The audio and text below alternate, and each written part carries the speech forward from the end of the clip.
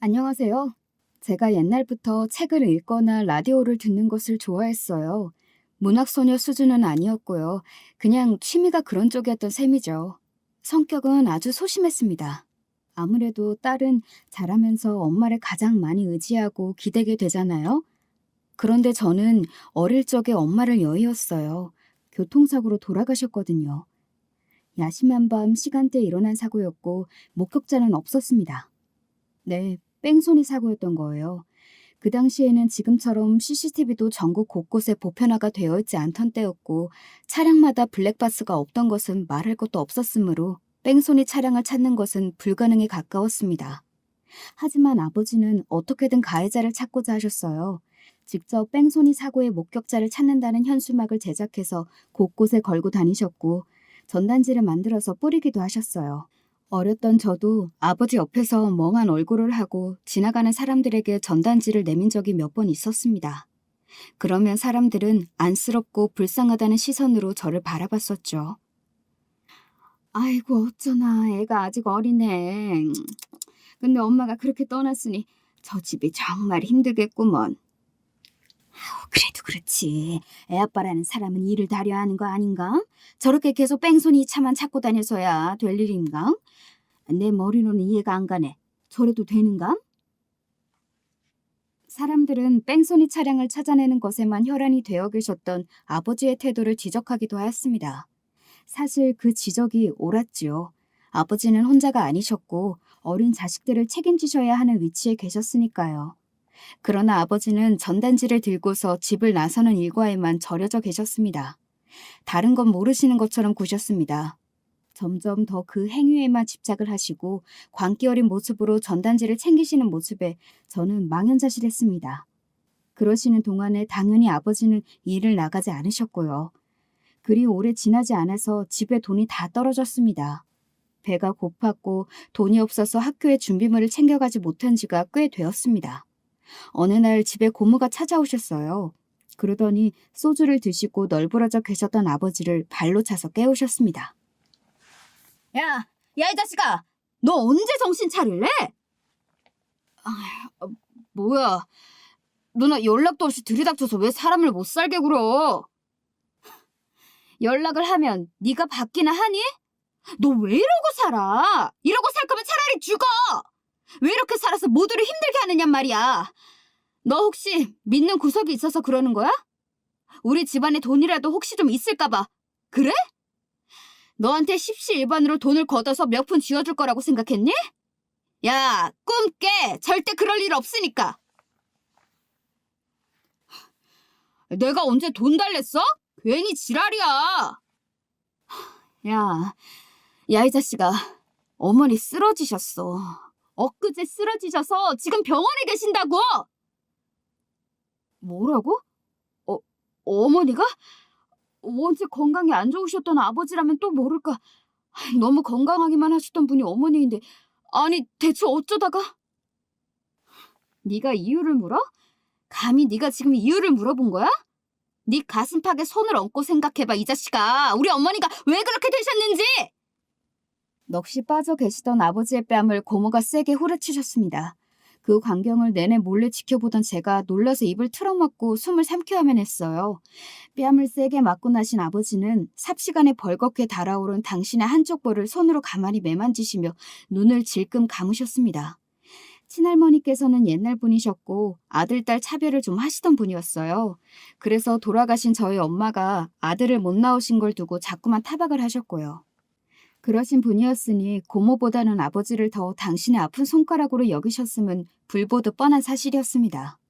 객관적으로 잘났든 못났든 당신의 아프디 아픈 손가락인 아들 자식이 일도 때려치우고 폐인이 되어서 정신을 못 차리고 길거리를 떠돌며 전단지나 하염없이 돌리고 있다는 사실은 친할머니의 가슴을 고통스레 후벼 팠을 것입니다. 내가 이럴 줄 알았으면 애초에 그 결혼을 못하게 했을 텐데. 애미가 부족하고 눈이 못 나서 아들을 고생시키는구나. 내가 내 손으로 아들의 인생을 망쳐놓은 거야. 전부 내가 잘못이야. 그렇게 가슴을 치시며 매일을 통곡하시다가 결국은 기력이 쇠하여 쓰러지셨던 것입니다. 친가도 형편이 넉넉하지 못했지만 형편이 어려운 걸로도 모자라 집구석에 콩가루 밭이라고 할 수 있는 외가보다야 훨씬 사정이 나았습니다. 외가를 논하자면 뭐 이런 집구석에 다 있나 싶을 정도였거든요. 가족들끼리 뿔뿔이 흩어져 산 그런 집안에 별 볼 일 없는 여자와 당신의 귀한 아들을 결혼시키는 게 아니었다고 하시면서 친할머니께서는 후회하고 또 후회하셨습니다. 병상에 힘없이 누워 계신 친할머니의 모습을 보고 나서야 아버지도 어느 정도 정신을 차리기 시작하셨죠. 다시 일자리를 구해서 돈을 벌겠다고 하셨습니다.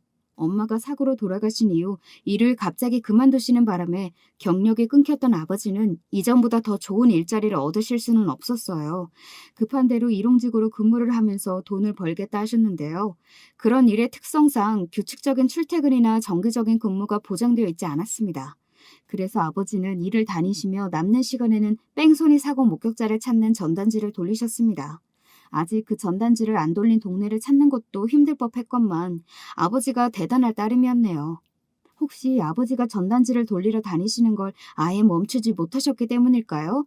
상태가 너무 안 좋으셔서 모든 사람의 걱정을 사기는 하셨어요. 설마 돌아가실 것이라고는 아무도 예상하지 못했던 그런 친할머니께서 얼마 후에 위독해지셨습니다. 아버지는 그때 다른 지역까지 가서 현수막을 거는 작업을 하시다가 그곳의 공무원과 마주쳐서 옥신각신을 하시는 바람에 연락이 온 걸 늦게 확인하셨습니다. 그래서 친할머니께서 돌아가시기 전에 시간을 거의 함께 못 보내셨어요. 아버지가 울면서 도착을 하셨고 친할머니께서는 흐릿한 시야로 당신의 아들을 간신히 알아보셨습니다. 그리고 유언을 남기셨어요. 그거 그만해라. 제발 나 죽고 나거든. 너 이제 그거 그만해라. 이 못난 애미의 마지막 부탁이다. 친할머니께서 뭘 그만하라고 그러시는 건지 그곳에 모인 모두가 알았습니다. 뜨거운 눈물을 흘리신 아버지는 그날 이후로 더 이상 뺑소니 사고의 실마리를 찾는 것을 그만두었습니다. 드디어 관두신 채 일만 다니기 시작하셨지요. 저는 아버지의 눈치를 보면서 집안일을 싹 다 해놓았었습니다. 좁은 집을 반질반질하게 매일 닦았고 있는 재료들로 밥도 차려놓고 항상 그렇게 지냈지요. 어린아이가 철이 빨리 드는 것에는 다른 환경이 필요하지 않더라고요. 가정 환경이 각박하고 힘들고 정서적으로 기댈 데가 없으면 자연스레 그렇게 되는 것이었습니다. 친할머니께서 눈을 감으시고 3년이 흘러서 친할아버지께서도 돌아가셨어요. 바로 이때부터 몇 없던 친가 쪽 친척들하고 왕래가 다 끊겼고요. 고모를 비롯한 어른들이 아버지를 원망하셨습니다. 이게 다 너 때문이야. 너만 멀쩡하게 굴었어도, 아니, 애초에 너만 없었어도 우리 부모님이 그렇게 가시는 일은 없었어. 증오 어린 눈빛과 가시돋친 말들이 아버지에게 향했습니다. 그 이후로 아버지는 술독에 빠져 사셨습니다. 왜 모두가 나를 탓하지? 나는 내가 꼭 피해자인 것만 같은데 왜 다들 나를 원망하고 내 잘못이라고 그렇게만 말을 할까? 깊은 새벽 아버지는 김치 몇 조각에 소주 한 병을 곁들여 목 뒤로 넘기실 때마다 푹 잠긴 목소리로 그렇게 혼잣말을 내뱉으셨습니다. 그 모습이 너무 초라해 보이고 너무 슬퍼서 저는 감당하기 어려웠던 것 같아요. 그래서 아버지의 그런 모습을 발견할 때마다 황급히 모른 척하면서 고개를 돌렸던 듯 싶습니다. 외면하는 것이 저의 최선이었던 거예요. 하지만 그때 만약에 그런 순간마다 제가 아버지의 곁으로 가서 앉고 이야기를 들어드렸다면 어땠을까? 적어도 그 슬픔과 외로움을 나눠 가질 수 있지는 않았을까? 이런 아쉬운 후회가 제 가슴속을 휘젓습니다. 일용직을 전전하시면서 그렇게 술만 드시니 아버지의 건강이 상하는 것은 어찌 보면 예견된 수순이었습니다. 저는 그런 아버지를 봐오면서 커온 아이였고 그래서 제가 어떻게든 아버지를 모셔야 한다는 생각이 강했습니다. 제가 고등학교 때 아버지가 결국 건강이 크게 망가져서 쓰러지셨고요. 애써 벌어온 돈, 모은 것도 거의 없다시피 하는데 그걸 또 이렇게 날리기까지 하는구나. 이 빌어먹을 세상, 이 빌어먹을 발자! 병원에서 저희 아버지가 그렇게 비통해 하시는 모습을 보면서 저는 숙연하게 고개를 떨고 왔습니다. 저는 전문대학교에 진학을 했어요. 그리고 2년이라는 재학 기간 동안 한 번도 쉬는 법 없이 아르바이트를 다녔습니다. 한 번에 아르바이트를 3개씩 다닐 때도 있었네요. 학기 중과 방학을 가리지 않았고요. 평일과 주말의 구분도 없었습니다. 무조건 사활을 걸고 미친 듯이 열심히 해냈어요. 어떻게든 하면 된다는 각오였고요. 대학 졸업과 동시에 일자리를 잡았는데 반년이 채 지나지 않아서 저에게 닥쳐온 비극을 마주하게 되었습니다. 제 나이가 그때 고작 22살이었는데 암 선고를 받았던 거예요. 하늘이 노래지더군요. 천만다행으로 저는 아직 초기였죠. 그러나 열심히 살아온 저에게 왜 이런 고통이 찾아왔는지 이해가 안 돼서 세상이 원망스러웠고 쉽사리 무력감을 떨쳐낼 수가 없었습니다. 저에게 여동생이 하나가 있습니다. 여동생은 이때 고등학생이었는데요. 저와는 성격이 완전히 딴판인 아이였어요. 제가 소심하고 내향적이고 조용하고 차분하고 인내심 강하고 이런 성격이었다면 제 여동생은 아주 외향적이고 적극적이고 공격적이었습니다. 말을 직설적으로 다 내뱉었어요. 이제 본격적으로 사회생활을 해보려던 제가 암 선고를 받고 하루아침에 암 환자 신세로 전락해버렸을 때 여동생이 어떻게 굴었는지 혹시 예상이 가시나요? 쌍으로 나자빠졌네. 웃겨 죽겠다. 아버지와 저 두 사람 다 몸이 아파서 주저앉은 형국을 두고 여동생이 그런 말을 하면서 비웃었습니다. 그러면서 저를 향해 끊임없이 조롱을 내뱉었고요. 하찮은 인생이 바로 이런 거구나. 내가 언니를 보면서 배우네. 너 진짜 말을 그따위로 뱉을 거야? 아픈 사람한테 너는 그러고 싶어? 언니야말로 왜 그러고 살아? 비참하고 구질구질해. 차라리 그만 사는 게 나아 보이는데 이쯤에서 그만 사는 게 어때? 내가 진심으로 조언을 하는 거야. 정말 진심으로는 못됐죠? 어떻게 이럴 수가 있나 싶을 정도였습니다. 사람 가슴에 대고 대못을 박으려고 아예 작정을 한 것처럼 보였어요. 그래서 그 당시에 저의 치료가 더딘 감도 있었다고 생각이 들어요. 여동생이 저를 그런 식으로 막 공격을 해대니까 너무 힘들어서 이게 극복이 정말 쉽지 않았거든요. 다 포기하고 삶을 놓아버리고 싶은 순간들도 종종 있었습니다. 그냥 다 포기하면 그게 가장 쉽고 간단하고 편할 것만 같았어요. 아등바등 자꾸만 발버둥을 치는 제 자신이 한심하고 비참하여서 견딜 수가 없었습니다. 그렇게 다 져버리고만 싶어질 때마다 저희 눈에는 아버지가 들어왔습니다. 저만 아픈 환자가 아니었잖아요. 아버지도 편찮으셨으니까요. 누군가는 반드시 아버지를 돌봐드려야만 했습니다. 이런 상황에서 제가 저희 개인 항암치료, 조직검사, 나머지 각종 검사를 비롯한 치료까지 오로지 혼자 다 진행하고 받고 다녀서 너무나도 속상했어요. 오죽하면 병원에서는 제가 보호자가 없는 줄로 생각을 하고 있었습니다. 젊은 사람이라 체력이 받쳐주는 건 다행이지만 역으로 젊기 때문에 암세포가 활발해서 치료가 더 힘든 측면도 있다는 이야기를 들을 때마다 미칠 것 같았죠. 그런 것도 혼자서 다 감당하면서 이를 악물었어요. 그렇게 서럽고 힘든 나날을 보내가며 저는 간신히 버티고 있었던 거예요. 억지로 버티고 있던 저에게 여동생은 비아냥을 멈추지 않았습니다. 대체 언제 뒤질 거야? 그런 비아냥이 들려오면 심장이 철렁 내려앉았습니다. 우울한 기분도 달랠 겸 그 당시에 제가 라디오를 유독 자주 들었는데요. 라디오를 들으면서 글을 끄적거리고 있으면 어느샌가 여동생이 그런 저를 발견하고서는 짜증을 냈습니다. 뭘 자꾸 적는 거야? 그래봤자 쓰레기밖에 더 돼? 제발 종이 아까운 짓 좀 하지 말아줄래? 어느 하루는 제가 라디오에서 소개가 된 사연의 내용을 추각해서 끄적거린 종이를 보더니 그걸 박박 찢어버리기도 했습니다. 그때는 저도 정말 화가 나서 분노의 눈물이 맺힌 눈으로 여동생을 바라보면서 따졌어요. 네 더러운 인성을 왜 나한테 자랑하는 거야? 나는 네가 얼마나 못돼 처먹었는지 그게 하나도 안 궁금하니까 제발 나한테 이러는 짓 좀 그만둬. 네가 내 인생에 도움 한 번이라도 줘봤어? 도움이 못 될 망정 왜 나를 방해하고 괴롭히는 거야? 제발 나 좀 내버려둬. 시끄러. 빗따가워. 왜 이렇게 목청이 좋아? 무슨 암 환자가 기운이 이렇게 넘치고 목소리가 커? 아프다는 거 전부 거짓말 아니야? 너는 여태까지 나한테 고래고래 소리라는 소리는 다 질러놓고 내가 처음으로 목소리 좀 내겠다는데 그것도 안 되는 거야? 어? 너 똑똑히 들어. 내가 언니고 네가 동생이야. 나한테 그만 까불어. 내가 너보다 몇 살이 많은 줄 네가 까먹고 사는 거니? 내가 너보다 밥을 먹어도 한참을 더 많이 먹고 살았어. 그래, 맞아. 언니가 나보다 나이가 더 많지. 그래서 더 오래 살았고 밥도 더 많이 처먹었지. 엄마가 차려준 밥도 나보다 더 많이 먹어봤고 엄마하고의 추억도 나는 기억에 거의 없는데 언니는 다 기억하잖아.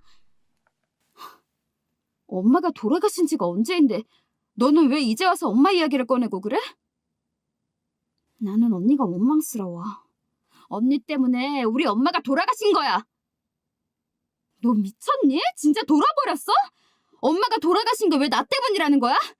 너 아버지가 뺑소니 사고 목격자 찾는 전단지 뿌리고 현수막 거시느라 몇 년을 고생하셨는지 몰라서 이래? 엄마는 사고 때문에 돌아가셨어. 아니, 언니 때문이야. 그때 나는 너무 어렸지만 이것 하나만은 똑똑하게 기억해. 언니가 그 밤에 머리에 열이 나고 아프다고 짜증내고 징징거리면서 오만 난리를 다 치는 바람에 엄마가 뭐라도 사오겠다고 하시면서 나가신 거였잖아. 언니를 달래보려고 엄마가 그날 나가신 거였어. 언니 때문이야. 언니만 아니었어도 엄마는 그때 안 나가셨어. 사고를 당하지도 않으셨겠지. 그러니까 언니가 엄마 죽인 거야! 현기증이 나서 눈앞이 흐려졌습니다. 엄마가 그때 왜 그 밤에 외출을 하셨던 것인지 잊고 있었어요. 그 이유가 뭔지 생각이 안 났습니다. 여동생의 말을 들으면서도 헷갈렸죠. 저 이야기가 맞는지 아닌지 확신이 안 내려졌습니다. 제 기억 속에는 분명 없는 이야기인데 여동생이 악에 받쳐서 저러는 걸 보니까 정말인가 싶기도 하고 너무 당황스럽고 절망스러워서 눈물이 나왔습니다. 그런 저를 비웃은 여동생은 또다시 모진 말을 남긴 채 등을 돌렸고요. 고민하던 저는 아버지에게 말씀을 드리기로 했습니다. 편찮으신 아버지가 여동생의 만행이라든가 못된 태도 같은 걸 낱낱이 알게 되신다면 좋지 않을 것 같았으나 제 가슴속에 내려앉은 돌덩이를 치울 방법이 달리 떠오르지 않았어요. 그래서 그간 여동생과의 일을 다 말씀드렸고요. 여동생이 주장하는 엄마가 돌아가시던 그날의 상황에 대한 것도 여쭈어 보았습니다. 그게 사실이라면 여동생이 저를 원망하고 함부로 대하는 것도 아주 극히 일부나마 이해가 되는 게 아닌가 싶어서 너무 괴로웠어요. 아버지, 제가 정말로 그랬던 거예요? 저 때문에 엄마가 그 밤에 나가셨던 거예요? 저는 원망의 화살은 맞아도 마땅한 사람이었던 거냐고요. 조용하게 참고만 살았던 제가 아버지 앞에서 울며 불며 따진 것은 그 순간이 처음이었습니다. 모든 이야기를 듣고 나신 아버지는 충격에 빠지신 얼굴로 신음하시다가 다음번에 대답을 해주겠다고 하셨어요. 그 대답이 저는 제가 정말로 그랬었다는 확인 사살인 것만 같아서 너무나도 힘들었습니다. 그래서 차마 아버지를 향해 지금 당장 대답을 해달라는 강요를 드릴 수가 없었습니다. 그러면 괜히 저만 더 빨리 상처받고 끝낼 것 같았거든요. 저는 곧 아버지한테 오만 이야기를 다 해버렸던 것을 후회하게 되었습니다. 갑자기 아버지의 상태가 악화가 된 것입니다. 내 실수였어. 아버지가 받으실 충격을 더 우선시했어야 됐는데 나만 생각하느라 내 속이 편해지고 싶어서 온갖 말씀을 다 드려버렸어. 엄마도 나 때문에 그렇게 가셨는데 아버지마저 나 때문에 잘못되시는 거면 정말 어떡하지? 후회와 죄책감에 눈물이 흘렀습니다. 제 몸이 낫는 대신 아버지가 위독해지신 게 나았으면 좋겠다는 생각까지 들었어요. 아버지의 몸 상태가 갑작스레 최악으로 치닫고 난 뒤 몇 주 지나지 않아서 임종을 지키게 되었습니다. 누구를 불러야 할지, 어떻게 친척들을 찾아야 할지, 그런데 부른다고 오기나 할지, 부르는 게 애초에 맞기나 하는 건지 제 머릿속은 뒤죽박죽이었어요. 여동생은 저 같은 게 장녀라서 저희 부모님이 정말 불쌍한 인생이었다고 옆에서 짜증을 냈습니다. 제대로 할 줄 아는 게 뭐냐면서 저를 깎아내리더군요. 아버지가 곧 돌아가실 것 같은 그런 순간이었기 때문에 저는 여동생이 뭐라고 짓거리든 가만히 참았습니다. 그리고 당신의 생이 몇십 분 남지 않았을 때 아버지는 많은 상념이 담긴 눈빛으로 저와 여동생을 바라보시며 가까이 올 것을 원하셨죠. 이 이야기를 해줘야 할지 말아야 할지 한참 고민을 하셨다고 그러셨습니다. 영원히 침묵하며 떠나는 쪽을 선택하려고도 했으나 그러지 않기로 결정을 한 것은 당신이 부족한 인간이라 그렇다고 말씀을 하셨고요. 저는 대체 아버지가 무슨 이야기를 해주시려고 저러나 싶었습니다. 그리고 상상도 못했던 이야기를 듣게 되었습니다. 너 때문이 아니야. 네 엄마가 그날 집을 나섰던 것은 너 때문이 아니었다. 네? 하지만 제가 그 밤에 울면서 때를 썼기 때문이잖아요. 저도 솔직히 어렴풋이 제가 그날 저답지 않게 때를 썼던 것 같은데 그런 기억이 나요. 제가 당황해서 그런 대꾸를 본능적으로 뱉었는데 아버지는 대답을 하시지 않고 제 여동생 쪽으로 시선을 돌리셨습니다. 몇 초간의 침묵이 감동 끝에 그 의미를 알아차리고 소스라치게 놀랐죠. 제가 아니라 여동생 때문이었던 것입니다. 말도 안 돼요, 아버지. 이제 황청길 떠나시는 마당이라서 정신이 오락가락하신 거 아니에요? 엄마는 제가 아니라 언니 때문에 외출을 하셨던 거예요. 언니가 징징거리던 모습 저는 똑똑하게 기억해요.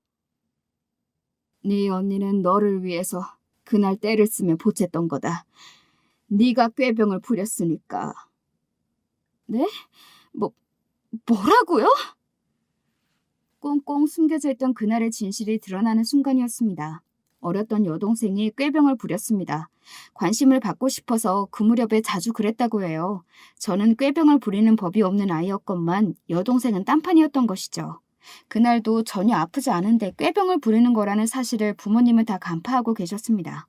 그런데 제가 여동생이 너무 불쌍해서 편을 들어주었던 거예요.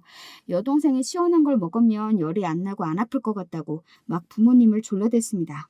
그 과정에서 제가 징징거렸던 것이고요. 여동생은 이 부분만을 머릿속에 담아두었기 때문에 그런 오해를 했던 거예요. 여동생의 극심한 꾀병에 이어서 그날따라 저까지 여동생의 편을 들며 답지 않게 때를 쓰자 아버지는 화가 나셨죠. 엄마는 당신이 밖에 나가서 뭘 좀 사오겠다고 하셨고요. 그래, 아주 당신 마음대로 해버려. 근데 이 시간에 아직 문을 연 가게가 있긴 하겠어? 아버지가 소리를 지르셨고 엄마는 한숨을 푹 내쉬면서 집을 나서셨습니다. 늦어버린 그 시각에 문을 연 곳을 찾으러 돌아다니시다가 사고를 당하신 것이었고요. 아버지는 그 늦은 시각에 당신이 엄마를 대신하여 나가지 않으신 이유가 있었다고 하셨습니다. 여동생 때문에 벌어진 상황이었기에 나서기 싫으셨던 거예요. 여동생을 마음에 안 들어하고 계셨으니까요. 왜냐하면 나랑 피 한 방울이 안 섞였으니까. 내 친자식이 아니니까.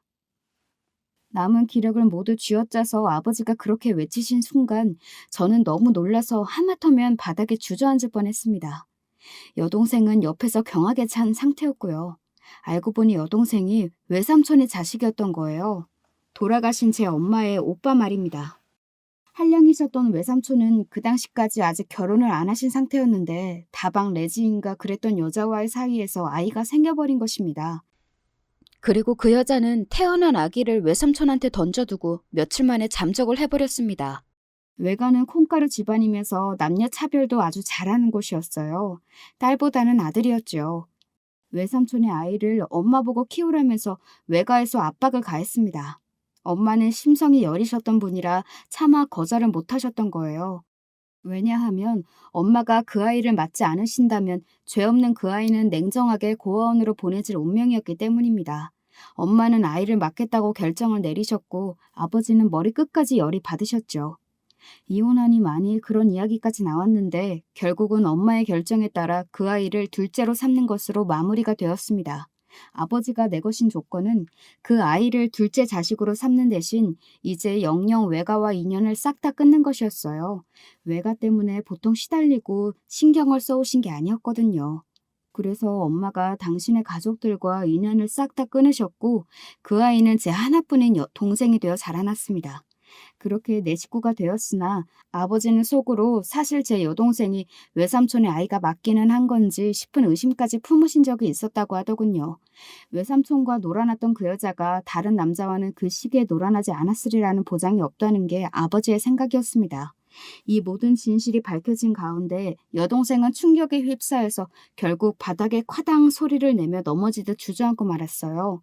그렇게 멍한 얼굴로 정신이 나가 있는 여동생의 모습을 보는 건 살면서 처음 있는 일이었죠. 모든 비밀을 안고서 떠나실 작정을 잠시 하시기도 했으나 결국 저를 위해 다 밝히기로 결정하셨다면서 아버지를 저를 보시며 한 줄기 눈물을 흘리셨습니다. 저는 그제야 퍼즐이 다 들어맞는 기분이 들었어요. 어쩐지 친가도 외가만큼은 아니더라도 서로 안 뭉치는 분위기였으나 그럼에도 그 사이에서 저희 집이 유난히 겉돌고 배척을 당하는 느낌을 받은 적이 있었는데 그게 다 이유가 있었던 것입니다. 당신의 아들을 엄마와 결혼시키는 게 아니었다고 친할머니께서 돌아가시던 그날까지도 후회하셨던 이유가 다 있었던 거예요. 그날 그렇게 엄마가 사고로 돌아가시고 아버지가 대체 어떤 심정으로 현수막을 제작하고 전단지를 만들어서 길 위를 떠도셨을지, 얼마나 그 속에 많은 한이 담겨 있었을지 차마 짐작조차 하기 어려워서 저는 뜨거운 눈물만 줄줄 흘려댔습니다. 지난 세월 꽁꽁 숨겨져 있던 진실을 알려주신 후 아버지는 영원히 눈을 감으셨습니다. 저는 아버지를 붙잡고서 죄송하다, 사랑한다 이런 외침을 뱉었으나 여동생은 요지부동이었어요. 영혼이 빠져나간 것처럼 넋이 나간 상태로 내내 무표정이었습니다. 영영 길을 잃어버린 사람처럼 그런 얼굴을 하고 있었습니다. 아버지가 돌아가신 이후 여동생은 저에게 말을 한마디도 걸지 않았습니다. 온갖 시비를 다 걸어대던 모습은 사라졌고 아예 저와 시선도 안 마주치려 하였죠. 서로가 서로에게 유령인 듯 굴었네요. 이제 여동생을 어떻게 대해야 할지 모르겠는 건 저도 마찬가지였어요. 건강 회복에만 전념하라고 아버지가 저에게 신신당부를 남겨주셨기 때문에 저는 돌아가신 아버지를 위해서라도 다른 것보다 제 건강을 되찾는 일에 집중하고 몰두하기로 했습니다. 그렇게 지내다 보니 금세 여동생의 고등학교 졸업이 다가왔어요. 어찌해야 하나 고민하던 저에게 여동생이 먼저 다가와서는 이렇게 말을 하더군요. 앞으로 내 인생 내가 알아서 살게. 2달 내로 집에서도 나갈 거야. 뭐? 너 혹시 학교는? 대학교는 가는 거지? 언니가 상관할 바 아니야. 죽이 되든 밥이 되든 나는 다 알아서 살 테니까. 언니도 이제 혼자 알아서 잘 살아봐. 괜히 암 때문에 죽지나 말고. 그렇게 말을 하는 여동생의 표정은 건조하기만 했습니다. 저는 여동생을 붙잡아야 하는 것인지 연락을 하고 지내자며 부탁을 해야 하는 것인지 정말 아무것도 정확히 알 수가 없었어요. 그저 심란하기만 했죠.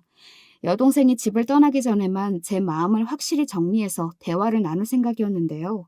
어느 날 외출했다가 집에 와보니까 여동생의 짐이 하나도 없더라고요. 남기고 간 건 작은 쪽지 하나였고 거기에는 나 찾지 마라고 적혀 있었습니다. 그 작은 종이를 붙잡고 한참을 울었습니다. 이제 저희 곁에는 아무도 남지 않았다는 생각이 밀려든 순간 걷잡을 수 없이 외로워졌기 때문입니다. 저는 철저히 혼자였죠. 무거운 고독이 저를 덮쳐와 짓눌렀습니다. 그러나 짓눌려질지언정 죽지는 않기로 했습니다. 병원에서 이제 걱정 안 해도 된다는 말을 들었기 때문입니다. 저는 삶의 의욕을 활활 태우기로 했어요. 끝없는 우울과 고난이 날아드는 게 나의 인생이고 운명이라면 그래 오냐 어디 한번 내가 정면으로 부딪혀주마. 그 다음에 뭐가 날아들지 나도 기대가 된다. 하나도 안 무서우니까 어디 한번 와봐라. 이렇게 생각하기로 작정을 했기 때문입니다. 억지로 웃는 가짜 웃음도 진짜 웃음이 내는 것과 똑같이 신체에 영향을 미친다는 뉴스를 봤습니다. 그 이후로는 밖에서 억지로 잘 웃고 다녔어요. 입에는 웃으면 복이 온다잖아요 라는 말을 버릇처럼 달고 다녔습니다. 다시 정식으로 시작한 사회생활도 즐겁고 씩씩하게 해내려 매사에 노력과 최선을 다했습니다. 저는 어느새 가족 하나 없는 고아인데 누구보다 맑고 명랑한 사람이라는 주변의 평가를 받고 있었습니다. 주변에 좋게 보여서 나쁠 것은 하나도 없더라고요. 이득이면 이득이었죠. 저를 좋게 봐준 사람들 덕분에 또 제가 좋은 사람들을 소개받아서 인맥이라는 것도 만들어 볼 수 있었고요. 그러다가 남편을 만나서 결혼까지 하게 되었습니다. 저 같은 조건의 여자도 혹시 결혼이라는 걸 할 수 있을지 혼자 맞이했던 아버지의 첫 기일 때 저는 청승을 떨며 그런 고민을 했었죠. 결혼을 하려면야 하겠지만 아주 괜찮고 멀쩡한 남자를 제가 만나기를 어려울 거라는 냉정하고 객관적인 평가를 내린 바 있었는데요. 때로는 세상의 일이 예측되는 계산대로만 흘러가지 않더라고요. 제 남편은 4남매 집안의 셋째였습니다. 위로는 형이 2, 아래로는 막내 여동생 하나가 있었죠.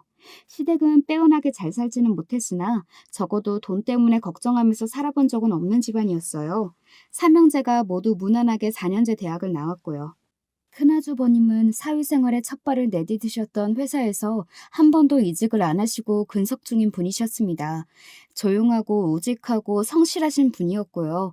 작은 아주버님은 기계를 고치러 다니는 일을 하셨습니다. 마찬가지로 성실하신 분이었고 기계 쪽에 다방면으로 일가견이 있으셔서 이래저래 많이 바쁘신 분이었어요.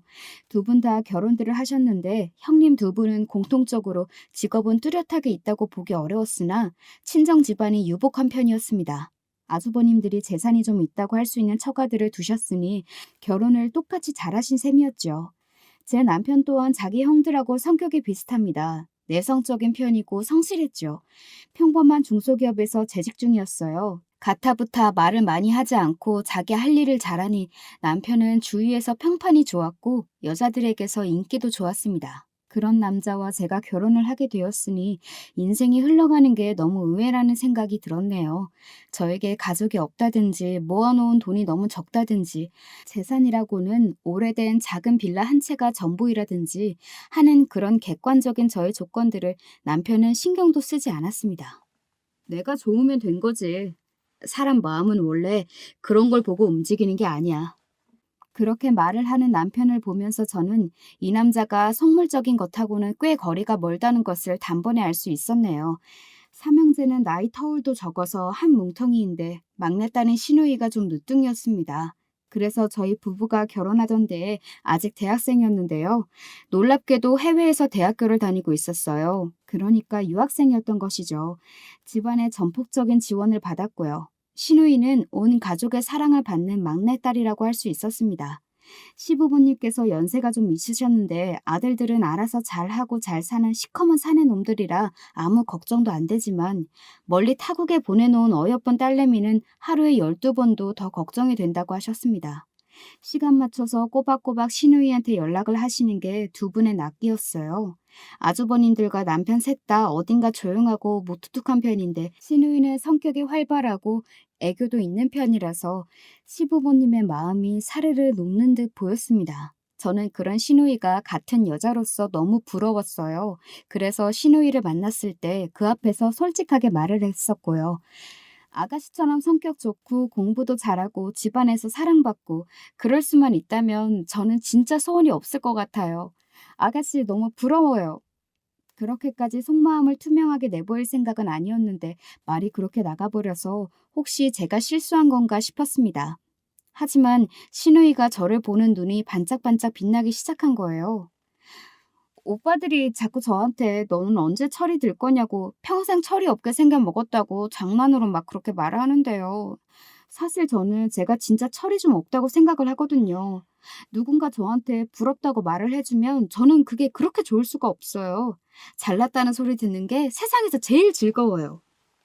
해맑게 웃는 시누이를 보면서 당황한 마음도 잠시 직설적인 말을 하는 성격의 사람이 고난과 역경 같은 걸 모르고 늘 자기 편인 사람들에게 둘러싸여서 자라나면 이런 어른이 되는구나 이런 생각이 들면서 저도 모르게 고개가 끄덕여졌고 웃음이 지어졌어요.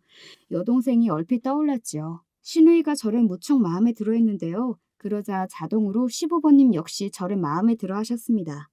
그러나 형님들은 저를 마음에 안 들어 하셨어요. 미친 거 아니야? 고아라니 격이 떨어지는 것도 정도가 있는 법인데 고아는 좀 너무한 거 아닌가? 그러게 말이에요. 그렇게나 수준 낮은 동서가 생길 줄은 상상도 못했어요. 완전히 실망이에요. 역시 그렇지? 나는 고아라는 거 알았을 때부터 보통 악바리가 아닌 게 느껴지더라. 가족이 없으니까 불려시가 되어서 이 세상을 살아남았구나. 두 분은 저 같은 여자와 결혼을 한 남편에게 실망을 했다고 그러셨습니다. 제가 마음에 안 들어서 짜증을 부리시는 두 분의 모습을 저는 목격하고 말았는데요. 제 욕을 신나게 하시다가 저를 딱 발견하셨는데 머쓱하게 딴청을 피우면서도 미안하다는 소리는 안 하시더라고요. 오해라는 소리는 더더욱 안 하셨고요. 그때는 신혼여행을 다녀와서 얼마 안 지난 시점이었습니다. 저는 신혼여행지에서 형님들을 위해 그곳에서만 파는 특별한 소품 한 가지씩이랑 명품 브랜드 립스틱을 면세점에서 하나씩 직접 골라서 사드렸는데 그래서 설마 저를 그렇게나 싫어하실 줄은 몰랐어요. 제 욕을 하시던 와중에 립스틱 욕도 같이 하시더군요. 누구 코에 붙이라고 그런 작은 사이즈를 사왔냐고 하시면서 명품 기분만 낸 거지 명품 같지도 않은 선물이라서 웃음만 나온다나 뭐라나. 와, 제가 못된 언행에 면역이 되어 있는 사람인데도 형님들 두 분 다 정말 못되셨더라고요. 제가 어떤 사람인지 직접 겪어보지도 않으시고 무작정 선입견만 가지시고 제가 고아라면서 우습게 깔보시는 게 너무 속상했습니다. 괜히 저처럼 부족한 여자하고 결혼하는 바람에 집안 내에서 이런저런 시끄러운 일이 생긴 거라고 남편이 혹여나 그렇게 여길까봐 형님들이 저를 볼 때마다 흉을 보고 면박을 주어도 남편한테는 전혀 이야기를 안 했어요. 그 어디에도 티를 안 했고요. 제 나름 알아서 해결을 보고 형님들과 시간을 들여서 천천히 친분을 쌓아가야겠다는 굳은 다짐만 먹고 있었습니다. 하지만 제 바람과는 달리 형님들이 자꾸만 두 분이서만 붙어 다니시고 저는 전혀 안 끼워주시고 아예 배척을 해버리시니까 저로서는 도저히 비집고 들어갈 틈이 안 보였어요. 그러던 어느 날 저는 형님들의 못된 발언 앞에서 눈물을 흘리는 꿈을 꾸었습니다. 자고 일어났는데 이상하게 여동생 생각이 그날따라 너무 강하게 나는 거예요. 자기를 평생 찾지 말라면서 떠났던 제 여동생인데 말이죠. 식은땀을 흘리면서 깬 저를 남편이 걱정스레 쳐다봤고 저도 모르게 여동생 이야기를 꺼내고 말았습니다. 찾고 싶다고 했어요. 그리고 여동생이 생각이 자꾸 나는 건 형님들에게 왕따를 당해서 그런 것 같다는 이야기도 솔직하게 꺼냈고요. 남편이 심각해지길래 형님들의 마음은 제가 천천히 열면 될 일이니까 여동생을 찾는 것을 도와달라고 부탁했습니다. 남편이 알겠다고 하였죠. 그날은 자다가 깨서 반쯤은 충동적으로 행동을 그렇게 해버린 것이었기에 하루가 지나자마자 괜히 그랬나 싶어서 후회가 들었어요. 하지만 이미 뱉은 말이었고 남편이 제 여동생을 찾고 있다 아니다 이런 소리를 전혀 안 했기 때문에 저도 괜히 들춰내고 싶지 않아서 가만히 있었습니다. 그렇게 며칠이 흘렀고 저는 제가 적극적으로 형님들에게 다가가기로 결심했어요. 명품 브랜드에서 나온 작은 손가방 2개도 구입하였습니다. 작아서 아주 유용한 가방이었고요. 명품 아니랄까봐 정말 비싸더군요. 제가 들었던 적금을 만기에 해지한 걸로 구입한 것이었어요. 남편의 손은 안 빌렸습니다. 만반의 준비를 하고서 집으로 형님들을 초대하였어요. 저희 초대에 2분 다 시큰둥해 하시길래 드릴 선물이 있다고 이야기를 꺼냈더니 갑자기 태도를 바꾸시며 그럼 한번 놀러 가겠다고 그러셨지요. 맛있는 다과상도 준비를 해서 형님들을 맞이했습니다. 마지못해 왔다는 기색으로 못마땅해 하는 표정을 2분 다 지으신 채 커피만 홀짝 드셨고요. 저는 제 진심을 담아 형님들과 잘 지내고 싶다는 뜻을 밝혔어요. 형님들에게 잘 보이고 싶어서 제 딴에는 최고로 좋은 선물을 준비해봤는데요. 마음에 드실지는 모르겠네요. 명품 브랜드 로고가 그려져 있는 쇼핑백 2개를 앞으로 건넸습니다. 2분 다 내용물을 확인하시고는 일단 눈이 커지더라고요. 저는 속으로 뿌듯했고 씩 웃었습니다. 바로 그 순간 큰형님이 표정을 확 굳히시는 거예요. 이런 걸로 사람을 회유하려고 들다니. 우리가 이런 선물 하나만 받아도 홀라당 넘어갈 거라고 생각했다는 뜻이네? 우리를 뭘로 본 거야? 우리가 겨우 그 정도 수준의 사람들로 보여? 네? 아니요, 저는 그런 생각을 한 건 아니고요. 그냥 좋아하실 것 같아서 준비했을 뿐이에요. 눈 동그랗게 뜨면서 할 말은 다 하고 그러면서 은근슬에 순진하고 어리숙한 척도 하고 아주 바쁘시겠어. 저는 그냥 순수한 마음에서 이러는 것인데 대체 왜 저한테 이렇게까지 가혹하신 건지 정말 모르겠습니다. 속상해서 그런 말이 나갔고 그러자 큰형님이 저를 아주 괘씸해 죽겠다는 눈빛으로 노려보시더니 자리에서 벌떡 일어나 부엌 벽면에 걸려있던 주방 가위를 가져오셨어요. 저는 영문을 몰라 어리둥절했고요. 아직도 눈만 동그랗게 뜨겠다 이거지? 잘 봐도 되도 않는 뇌물의 최후가 어떤 건지. 큰형님은 그렇게 말씀하시면서 제가 선물로 드린 가방의 손잡이를 가위로 싹둑 자르셨습니다. 제가 놀라서 비명을 지르던 그때 현관문이 열리면서 남편이 들어왔어요. 그리고 형님들이 와 계신 것과 제가 울상이 된 상황을 쳐다봤죠. 큰형님은 가방을 가위로 자르신 직후에 자세로 굳어 계셨고요. 상황 파악을 마친 남편의 얼굴에 열이 오르기 시작했습니다. 이게 뭐 하는 짓이에요? 도를 지나치셨습니다. 남편이 외치자 형님들은 당황하시더니 저를 얄밉다는 듯이 흘겨보셨어요. 이런 상황마저 제가 불려시처럼 주도했다고 착각이라도 하시는 모양이었습니다. 뭔가 오해가 있는 것 같은데요. 저쪽에서 먼저 대들었어요. 아랫사람이 싸가지 없게 굴면 교육 좀 할 수 있는 거죠. 맞아요. 제가 증인이에요. 그리고 이거 지금 여자들의 일이에요. 여자들 일에는 원래 남자가 끼어드는 거 아니랍니다. 형님들이 저를 모함하시는 것에 헛웃음이 나왔습니다. 제가 너무 어이가 없어서 남편에게 억울하다는 눈빛을 보냈어요. 그런데 남편이 한숨을 푹 내쉬면서 다시 현관 쪽으로 가는 게 아니겠어요? 그러자 형님들은 남편이 저를 두둔하지 않는다고 생각을 하셨는지 표정들이 의기양양해졌고요. 저는 남편이 왜 저러는지 몰라서 당혹스럽던 바로 그때였습니다. 그럼 나는 여자니까 끼어도 되는 거죠? 금방 다시 모습을 나타낸 남편의 뒤에 웬 여자가 함께였는데요. 바로 제 여동생이었어요. 저는 비명 섞인 울음이 튀어나갈 것 같아서 입을 틀어막았습니다.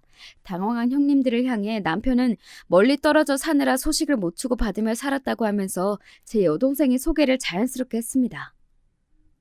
뭐? 동생이라고? 천의 고아에다가 가족은 아무도 없는 줄 알았는데 이게 뭐야? 근데 동생이라면서 하나도 안 닮았네? 저쪽은 분위기가 장난이 아닌데? 놀란 형님들이 중얼거리시면서 제 여동생을 쳐다보셨죠. 몸매가 드러나게 딱 붙는 원피스를 입은 여동생은 화려한 화장과 방금 샵에 다녀온 듯한 물결진 머리카락을 늘어뜨리고 있었습니다. 그리고 명품 가방을 들고 있었죠. 심상치 않은 카리스마를 풍기고 있는 여동생 앞에서 본능적으로 형님들은 마른침을 삼키셨습니다. 그리고 여동생은 지체 없이 선빵을 날렸어요. 성큼성큼 다가와서 그 명품 가방으로 형님들의 머리통을 차례로 후려친 거예요. 제가 놀라서 기절할 뻔했고요. 뭐야 이거? 미친년 아니야? 사람을 때리다니 당장 고소할 거예요! 형님들이 소리를 지르셨지만 여동생은 오히려 호탕하게 웃었습니다. 고소? 그래, 해보세요. 어디 실컷 해보라고. 그랬다가는 법보다 주먹이 가깝다는 말이 뭔지 내가 몸소 체험하게 해줄 테니까. 내가 주먹을 쓰겠다는 건 아니고 내 남자친구가 주먹 자랑 좀 해줄 거예요. 환한 미소를 지으며 명품 가방에서 휴대폰을 꺼내든 여동생이 화면을 켜서 형님들의 눈앞에 들이밀었습니다. 휴대폰 액정에는 여동생이 자기 남자친구랑 찍은 사진이 있었는데 딱 봐도 보통 사람은 아닌 게 틀림없는 외양의 남자가 여동생의 옆에 붙어서 폼을 잡고 있었어요. 길 가다가 마주치면 자동으로 눈을 내리깔게 만드는 카리스마를 지닌 그런 외모이더군요. 형님들의 안색이 삽시간에 창백해졌죠. 여동생은 갑자기 미소를 싹 거두면서 말했습니다. 어이 아줌마들, 귀 끄면 똑바로 후비가 잘 들어라. 한 번만 더 우리 언니 못살게 괴롭혔다가는 내 손에 진짜 죽을 거야. 나는 한다면 한 사람이야. 더 이상의 경고는 없어. 다음에 걸리면 바로 내 손에 죽어. 어설프게 못된 년들은 진짜 백이 못된 년 앞에서 길을 못 폈습니다. 형님들이 정신없이 고개만 끄덕였어요. 그리고 주랭랑을 쳤습니다. 저는 믿을 수 없다는 눈으로 여동생을 바라봤고요. 웬 언니 남편이라는 사람이 나를 찾길래 무시할까 싶었는데 솔직히 평생 안 보고 살 자신까지는 없더라. 나중에 내가 먼저 찾아가면 자존심 상하니까 차라리 이때 그냥 못 이기는 척 구는 게 나을 것 같았어. 당장 딸 하나 설 생각까지는 없었는데 언니가 동서들을 잘못 만나서 마음고생을 하고 있다는 이야기를 들으니까 갑자기 열이 확 받아서 내 다리가 움직이더라. 스트레스 받으면 안 되잖아. 그러다가 괜히 또 아프면 어떡해? 여동생이 괜히 천장이나 바라보면서 시큰둥한 말투를 냈어요. 그게 부끄럽고 민망해서 그렇다는 걸 여동생 딴에는 정말 최선을 다해서 모든 감정 표현을 다하고 있는 중이라는 걸 저는 알 수 있었습니다. 그래서 아무런 대답을 하지 않고 먼저 다가가 여동생을 안아주었어요. 징그럽게 이게 뭐하는 짓이냐고 짜증을 내던 여동생도 제 울음소리를 듣고는 조용해지더군요. 출생의 비밀이 어떻게 얽혀있든 어찌됐든 간에 저희는 자매였습니다. 그 분명한 사실을 그 자리에서 깨달았어요. 제 여동생을 찾아 나서준 남편의 활약도 빼놓을 수 없었기에 너무 고마웠고요. 이제 여동생을 되찾아서 그런 걸까요? 저는 더 이상 형님들에게 인정받고 친해지고 싶어서 눈치를 보지 않았답니다. 그러고 싶지 않아지더라고요. 반대로 이제 그쪽에서 제 눈치를 보기 시작했죠. 시부모님께서는 며느리들끼리 서로 조심스레 대하면서 지내는 게 보기 참 좋다고 하셨고 아주버님들은 제가 집안에 들어온 이후로 당신의 부인들이 성격이 얌전해지고 착해졌다면서 참 신기한 일이라고 하셨답니다.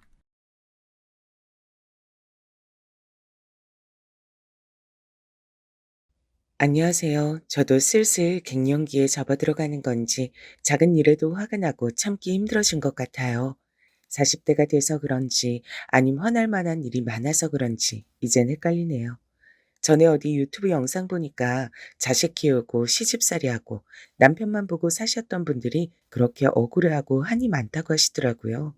근데 왜 저는 벌써 이 나이에 그 마음을 알 것 같을까요? 이 모든 근원지라고 볼 수 있는 게 바로 제 남편인데요. 이 사람은 저랑 나이는 비슷하지만 아주 귀하디 귀한 막내 아들로 태어났죠. 자그마치 위에 누나들이 4명이고요. 그저 주구장창 아들 낳을 때까지 그렇게 낳으셨다네요. 큰 신우가 이 부분에 대해 엄청 불만이 많았어요. 용철이 저놈은 순전히 시대 잘 만나서 그리고 우리 자매들 때문에 혼자 꽃가마 타고 다녔지. 솔직히 말하면 엄마도 불쌍하지만 나는 나이 먹을수록 우리 엄마가 안 불쌍하고 그냥 미워. 올케 앞에서 이런 말 할 건 아니지만 말이야. 누님, 그렇게 말할 게 있어? 내 마누라도 있는데 앞에서 그런 말은 좀 자제하셔. 내가 뭐 누나들만 득시글거리는 집에서 태어나고 싶어서 태어났나? 엄마가 왜 안 불쌍해? 아버지 잘못 만나서 그렇게 부지깽이 매번 피해 다니며 힘들게 사셨는데 자식들이 불쌍해 안 하면 누가 엄마를 챙겨? 그런데 참 저는 이래서 시댁 식구들이 나란히 모이는 분위기가 싫더라고요. 꼭 이런 식으로 화제가 흐르고 언성 높아지고 누구 하나 울고 누군 취해서 싸우는 그림이 만들어지거든요. 우리 남편은 막내고 사랑 많이 받았으면서 누나들한테 맞춰줄 것이지 절대 한마디도 안 지는 타입이었어요. 봐라 봐. 이놈 자식 말하는 뻔세 좀 봐라. 네가 엄마 아버지한테 먹을 거 입을 거 다 쳐누려 놓고 누나들 앞에서 그렇게 주름 잡고 싶어? 얻어먹은 거 많으면 니나 실컷 엄마 불쌍히 여기면서 죽을 때까지 효도해라. 안 말린다. 누님 말 다 했어? 맨날 이런 식이야. 이러니까 엄마가 누나들만 만나고 오면 화병이 나고 체하고 며칠 날아눕지. 어휴 속사납네 진짜. 이렇게 되면 신우들도 한둘씩 일어나면서 인상을 쓰고 자리를 빠지는 거죠. 근데 이땐 분위기가 남달랐던 게 막내 신우가 절 부르더니 이렇게 말하더라고요. 올케, 이번에 큰언니 분위기가 심상치가 않아. 언니도 엄청 벼르고 왔어. 엄마랑 용철이 둘 다 뒤엎는다고 하는 걸 우리가 한창 말렸어. 그런 개싸움 안 되려면 한동안 얼굴들 안 보는 게 낫겠다. 옳기는 말이 통하는 사람이니까 이렇게 말하는 거야. 암튼 우리 슬슬 일어날게. 그러면서 파하는 분위기였고 남편은 화가 나서 자기 누나들 배웅도 안 하더라고요. 그런 남편을 보면서 신우들은 주절주절 욕 비슷한 소리들을 하고 어머니는 진즉 취해서 안방에 아주 뻗어버리셨어요. 하지만 그 뒤치다거리를 하는 제가 이 그림 안에서 제일 불쌍한 등장인물 아닐까요? 저러고들 다 밀물 썰물 빠지듯 사라지면 남편은 그냥 자기도 안방 가서 벌렁 들어눕거든요. 하여간 누나들만 만나면 이렇게 속에서 열불이 더 올라와. 당신 벌써 상 다 치웠어?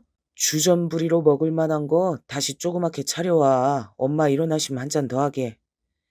이런 얘기를 들으면 전 이제 속에서 불이 막 올라오는 거예요. 예전엔 저도 고분고분한 새댁 시절이 있었고 그때야 세상 순하게 다 맞춰졌죠. 먹고 싶으면 당신이 차려 먹어. 나 지금 여기 상 치우느라 허리가 휘게 생겼는데 어쩜 그래? 같이 좀 나와서 도우라고. 어이구, 이렇게 밥상 받을 때마다 상 눈치를 보고 빌어야 되겠어? 됐어, 필요 없어. 이러면서 문을 쾅 닫아버리는 인간이 연애 땐 저에게 별이고 달이고 다 윽박질러서 따다 줄 것처럼 굴었답니다. 하지만 지나보니 알겠더라고요. 결혼하고 난 뒤 두고두고 사람 피를 말리는 인간이었단 걸요. 앞서 말한 저런 일들이 몰아치고 난 뒤 이후로 명절이라든지 가족 행사가 되면 신우들은 전부 손을 떼버렸어요. 말했잖아 옳게. 난 이제 엄마네 안 가. 엄마랑 영 끊었어. 용철이 보고 알아서 엄마 잘 모시라 그래. 내가 엄마 때문에 그놈한테 별소리를 다 들은 거 생각하면 진짜 그 녀석 똥기저귀 갈아주면 나도 못 가는 데야 그놈은 보내고 얼마나 서름을 당했는데 웃기지도 않아. 큰 신우나 작은 신우나 그 밑은 더 볼 것도 없고요. 행사에 대해 의논 전화를 하면 하나같이 제 남편 욕만 기차게 해대더라고요. 그러면서 끝은 약속한 것처럼 이렇게 맺는 거예요. 난 몰라. 올케가 그냥 알아서 해. 하기 싫으면 안 해도 돼. 우리 엄마 엄청 대세서 오래오래 살면서 올케 괴롭힐걸. 암튼 난 이제 모르는 일이니까 그런 걸로 연락 안 해도 돼. 이런 식으로 발 쓱 빼버리면 전 뭐 하고 싶어서 하나요? 자기들도 말은 딸이라서 차별당했다고 하지만 딸보다도 못하고 시댁 강아지 맛도 못한 존재가 며느리 아니던가요? 저도 하기 싫어 죽겠는데 신우들이 발을 빼니 제 일만 많아지는 거예요. 와, 진짜 누님들 한 명도 안 온다나? 미쳤네, 미쳤어, 진짜. 낳고 키워준 정도 모르는 것들 같으니라고. 그런 말 할 때가 아니고. 그래서 이번에 명절엔 어쩔 거야? 어머님 계속 음식 어쩌고 뭐 많이 해야 된다는데 형님들도 안 온다는데 그렇게 할 필요 없잖아. 그러면 남편은 걷다 대고 속 터지는 소리를 하더라고요. 무조건 엄마가 하자는 대로 해야지 뭐. 그래야 성이 풀리는 분인데. 누님들 안 오니까 엄마는 얼마나 서운하겠어. 그렇게라도 기분 풀어드려야지. 이러면서 남편 역시 저에게 떠맡겼고 저는 수년을 그렇게 해오다 결국 골마 터지게 됐죠. 나 올해는 그렇게 못해. 어머니랑 그 산더미 같은 음식들 반년째 냉동실에서 썩지도 않고 가득 찰 그 음식들 같이 못 만들어. 나 명절 지나고 제사 지나면 알아눕고 못 일어나는 거 알지? 하여간 난 이제 빠질 거야. 남편은 제 말에 기가 막힌다는 듯 쳐다봤고 그래도 제가 너무 강경하게 나오니까 좀 놀란 것 같긴 하더라고요. 그래서 저는 정말 겨우겨우 결혼하고 박씨 집안 시집와서 시달렸던 그 모든 일을 이제사 제 손에서 놓게 되나 보다 했어요. 친정엄마도 놀라셨고요. 네 시어머니한테도 그렇게 말했다고? 아이고, 참 세상이 변하긴 변했다. 난 아무리 못 같은 시어머니라고 해도 그렇게 바른 말은 못했어. 니들은 참 편한 인생 산다. 애초에 이런 걸로 눈치 보고 해야 되는 게 너무 이상한 거야, 엄마. 낳아준 엄마도 못하는 짓을 왜 남의 엄마한테 해줘야 되는데. 암튼 이제 완전 손 털어야지. 하지만 이게 무슨 날벼락 같은 일이냐고요. 우리 시어머니 갑질 생명력이란 참 징글징글하게도 길더라고요. 무슨 말인가 하면 어떤 계기가 생겨버려서 놓지 못하게 됐다는 거예요. 이것도 남편이 전화해줘서 알았고요. 저기, 들었어? 엄마 다치셨대. 음식 서빙하고 나르다가 미끄러졌나 봐. 그 번화가 쪽 식당 있잖아. 쉬엄쉬엄 일하면서 다닌다는 곳 말이야. 어휴, 거기 사장님한테 전화 와서 기절할 뻔했다니까 진짜. 아, 우리 어머니가 글쎄. 남편이야 뭐 자존심에 쉬엄쉬엄 알바하듯 다니시는 거라고는 하지만 사실 엄연히 생계 때문에 식당에서 일하는 것이거든요. 아버님 돌아가시고 마땅한 재산도 없고 돈을 좀 헤프게 쓰시는 분이라 여유가 없어요. 암튼 거기서 생활비를 버셨어야 했는데 다치셔서 일자를 잃게 되신 거예요. 아니나 다를까 어머니는 진짜 아주 죽을 날 받아둔 사람처럼 한탄을 하시더군요. 큰일 났다. 큰일 났어. 이걸 어쩌면 좋냐고. 허리도 이 모양 돼서 이렇게 누워 있어야 하고 다들 나이 때문에 안 써주는 걸 거긴 그나마 나보고 젊어 보인다고 계산 빠르다고 시켜준 건데 이제 뭐하고 사냐. 자식들 다 시집 장가 보내고 남아있는 건 연립 하나뿐이고 아이고 못 살아 진짜. 이렇게 얘기를 들으니 어머니에겐 슬픈 소식이긴 하지만 전 어쩔 수 없이 머리가 막 굴러가는 거예요. 어휴, 아프신 어머니 뒤치다꺼린 또 아무도 안 알아들겠지. 연로하신 노인네에게 생긴 사고 특성상 미루고 빠질 수도 없겠지. 이런 거 말이에요. 저의 이런 염려는 하나도 오바스러운 게 아니었고 정말 한치도 엇나가지 않고 그대로 들어맞았죠. 엄마 저렇게 아프셔서 어떡하지? 움직이지도 못하시고 생활비도 이제 부족하시고 맨날 괜찮다고는 하시지만 솔직히 먹고 사는데 지장 많으실 거야. 누님들이 도통 한 명도 엄마를 돌볼 생각을 안 하잖아. 그래서 말인데 뭐 혹시 나한테 뭐 어떻게 하라고 부탁할 건 아니지? 나도 슬슬 이제 일 시작해야 돼. 나 이미 제사도 그렇고 이것저것 다 손 안 대고 나오고 싶단 말이야. 그러자 남편은 역시나 예상한 대로 아픈 노인네 상황을 들어가며 막 화를 내더라고요. 그럼 엄마를 저렇게 놔두잔 거야? 당신 진짜 너무하다. 70 가까운 노인네가 다쳐서 밥도 못 얻어먹고 집에서 저러고 있는데 그걸 그냥 놔두고 잠이 와? 난 안 된다니까. 형님들한테 말을 하라고. 그 많은 핏줄들 놔두고 왜 나한테 자꾸 이래? 당신은 우리 친정에 뭐 얼마나 관심 있는데? 이러면서 우리의 싸움은 깊어졌지만 이상하게 남편이 물러날 기미를 안 보이더라고요. 그러면서 냉전이 하루 이틀에서 쭉 이어지고 하필 이때 우리 친정 행사도 있어서 더 불편했어요. 결국 제가 먼저 말을 걸어야 했고 이래저래 말을 트게 됐는데요. 거기서 남편은 충격적인 말을 했답니다. 와, 아니, 우리 친척 언니 결혼식 하나 가주는 거면서 어떻게 거기서 이렇게 거래할 생각을 해? 내 남편 자리로 가는 거 하나가 그렇게 생색낼 일이야? 뭐? 이거 가줄 테니까 어머니를 우리 집에 모시자고? 당신은 말을 진짜 정 떨어지게 해. 내가 언제 거래를 하겠어? 그 친척 처형 결혼식 갈 건데 가는 김에 할 말이 있다고 했던 거잖아. 나 어제 엄마 들여다보고 왔는데 정말 장난도 아니야. 냉장고 꼴도 말도 아니고 그 집 정리하고 우리 집에 모시는 것도 나쁘지 않잖아. 저는 이 말을 들으니까 하늘이 노래지더라고요. 일단 가족 행사가 있으니 어찌저찌 다녀왔지만 가서도 애가 보채고 울어대고 남편은 저한테 바라는 게 있어서인지 우리 가족한테도 능글맞게 인사를 엄청 해대는 거 있죠. 결국 돌아오는 차 안에서 저는 암만 생각해도 이건 아니다 싶어 선을 그었습니다. 모시는 건 못하겠다 진짜. 그건 정말 안 돼. 어쩌다가 나보고 들여다보라고 하면 그것까진 할 수 있을지 몰라도 암튼 함께 사는 건 안 돼. 나는 우리 친정엄마라도 그렇게 못 살아. 저는 엄청 고민하고 고심하며 말을 했는데 정말 의외였던 게 말이에요. 남편이 예상은 했다는 듯 그렇게 험악한 표정은 아닌 거예요. 웬일로 순순히 받아들이겠다는 건가 했는데 와, 더 험난한 현실이 기다리고 있었답니다. 어떤 일이 있었을 것 같으신가요? 아마 뭘 상상해도 그 이상일 거예요. 당신 그렇게 말할 줄 알았어.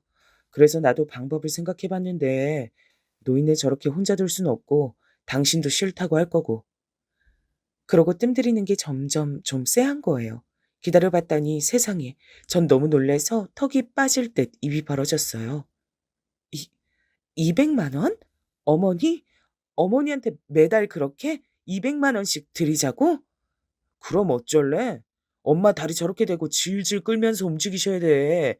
게다가 나가서 일하는 건 완전 불가야. 치료도 받아야 되고 생활도 해야 하는데 그래서 내가 모시자고 했던 거 아니야. 살림 합치면 집도 합쳐서 돈도 남고. 됐으니까 모시는 얘긴 그만하고 돈 200을 얼마나? 언제까지 드리겠다는 건데? 이번 달 한 달만 드리자는 건 아닐 거 아니야. 당연하지. 몸 아팠다가 낫는 게 어디 엄마 마음대로 되냐? 난 최소 6개월은 그리 드려야 된다고 생각해. 아, 정말 전 이때 차창 밖으로 흘러가는 모든 것들이 다 허영과 꿈처럼 보이더라고요. 우리 형편에 자그마치 1200만 원을 반년 만에 나눠서 어머니께 드리자니. 당시 우리 집은 대출도 많았고 얼마 안 있음 학교 갈 아이를 두고 너무 부담스러웠어요. 근데 이렇게 선택을 할 시간을 남편은 전혀 주질 않는 거예요. 난 이미 마음 굳혔어. 엄마 집 가서 혼자 고생하시는 거 보니까 그 정도도 못 드리는 게 자식이 맞나 싶더라. 게다가 같이 살게 되면 당신이랑 어머니 부딪힐 게 뻔하고 그거 보고 사느니 그냥 이렇게 무리해서 얼마 용돈으로 도움드리는 게 나을 것 같아. 이미 본인이 이렇게 결론을 다 내버렸고 경제권도 거의 남편에게 있으니 저에겐 선택지가 없었어요. 제가 계속 싫다는 표정을 지었더니 그럼 모실 거냐면서 버럭 화를 내니까요. 매달 용돈 드리는 자리에 당신도 같이 갔으면 좋겠어. 가서 엄마 어떻게 하고 계시는지 들여다 좀 보고 자꾸 우리 누님들 얘기 꺼내서 일 복잡하게 만들지 말고 당신은 며느리로서 도리만 하면 되잖아. 이때는 저도 마땅히 반박할 말이 없어서 그냥 있었고요. 아무튼 그 뒤로 어머니께 몇 번 용돈 드리러 갈 일이 있었지만 저렇게 말해놓고 막상 안 부르더라고요. 어머니한테 간다지 않았어? 나랑 이준이도 같이 가야 되나? 갈 때 뭐 죽 같은 거 사가면 되려나? 반찬 좀 해둔 거 있긴 한데. 근데 남편은 의외로 그냥 혼자 간다는 거예요. 저야 뭐 따라갈 필요 없어서 좋긴 했어요. 됐어. 당신 어차피 엄마한테 가는 거 귀찮을 거 아니야. 나 혼자 다녀올 테니까 반찬은 따로 싸줘. 나중에 전화나 드리던지. 말 맞다나 저도 솔직히 가고 싶지 않았어요. 전 어머니한테 개인적으로 받은 상처가 있고 어머니는 진짜 말이 세신 분이거든요. 가서 잔소리 들을 생각하니 이렇게 남편 건너서 전달하고 끝내고 싶었어요. 당시엔 저희 아빠도 돌아가신 지 오래되지 않았고 저희 엄마도 꽤 허전해 하실 때였는데요. 저는 저희 친정엄마한텐 자주 갔었는데 이걸 남편이 꼬집어 뭐라고 하더라고요. 당신은 장모님한텐 그렇게 밥 먹듯 드나들면서 우리 엄마한텐 전화는 해봐? 반찬이나 몇 가지 띵 만들어주고 너무 안 들여다보는 것 같다. 어휴, 시집살이는 진짜 남편이 다 시킨다고 엄청 간섭질을 하더라고요. 저도 이런 상황이 반복되다 보니 고민이 커졌고 이전에 그만뒀던 직장 언니에게 상담을 했어요. 저 복직하긴 이미 시기가 늦었고 비슷한 계열 회사로 면접 봐서 들어가려고 하는데 언니는 어떻게 생각해요? 집에만 있으니까 자꾸 남편이 무시하는 것 같고 제 인력이 남아돈다고 생각해요. 이걸 자꾸 시댁에 쏟아붓길 바라더라고요. 이준이는 친정 엄마나 누구한테 맡길 수 있는 거야? 그것만 해결되면 빨리 일하는 게 나아. 남자들도 여자가 일한다 그러면 나중에 본인이 기댈 거 생각해서 함부로 못 하거든. 사실 이 무렵 때 남편이 저한테 은근슬쩍 맞벌이를 권유하기도 했었기 때문에 저도 약간 오기가 생겼어요. 나 이제 일 시작할 거야. 예전에 알던 직장 언니가 두어 곳 소개시켜 줬었는데 면접 한번 봐보려고. 그래, 잘 생각했어. 당신도 이준이 저만치 컸으니 당연히 일할 때가 됐지. 나도 혼자 벌어서 생활하는 거 좀 버겁고 부담됐지. 집에 있으면서 나만 바라보지 말고 당신도 이제 슬슬 일해. 참, 이런 대화를 하고 나니 전 괜시리 좀 서글퍼지더라고요. 여기까지 제 얘기를 들어주신 분들이 볼 때 우리 부부 사이에 어떤 애정 같은 게 느껴지시긴 하시나요?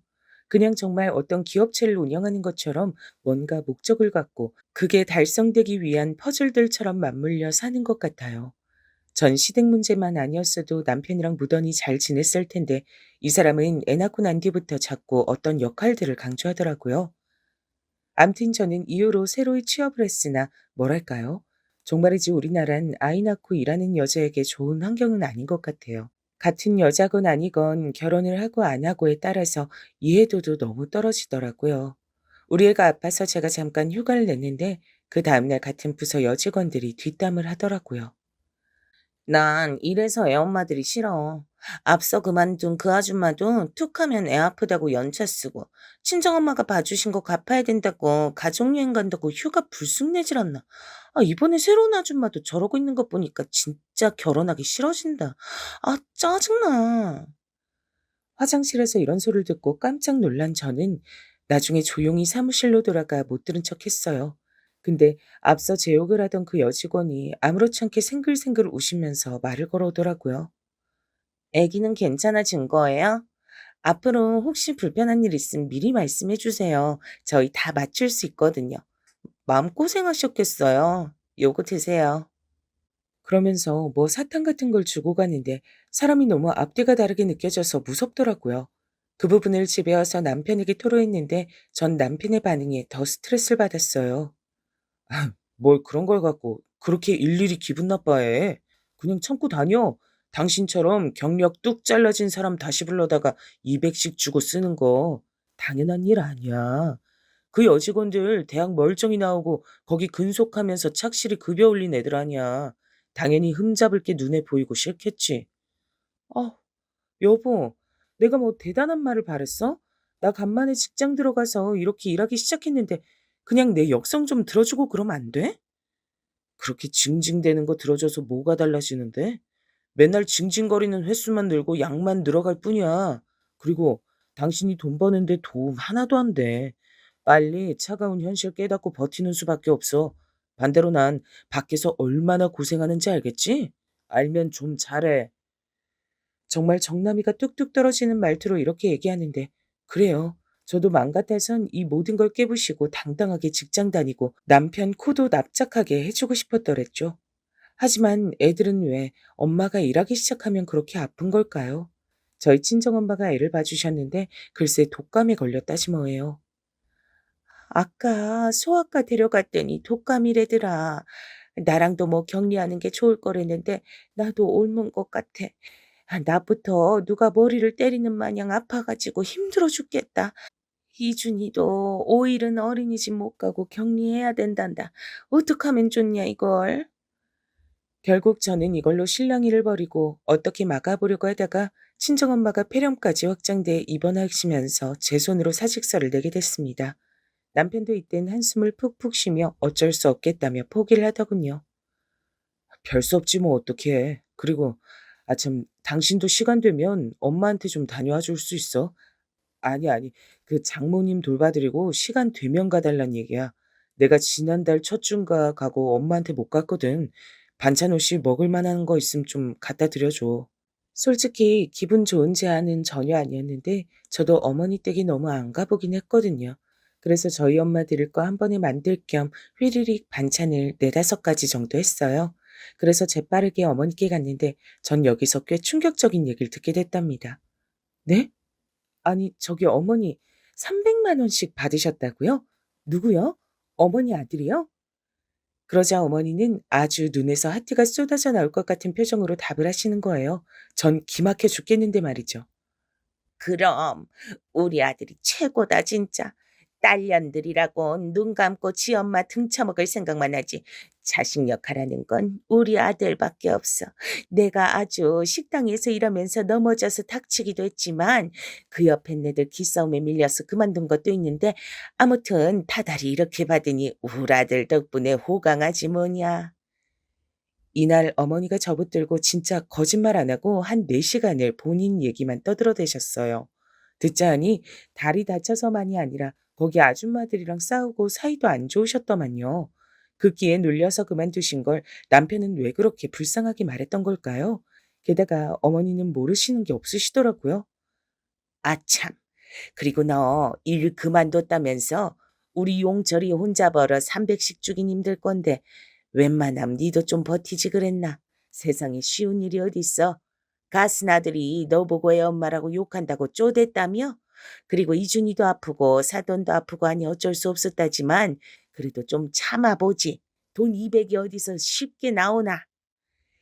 이야, 어머니고 남편이고 제가 벌어서 나오는 돈에 서로 눈독을 들이고 있었더라고요.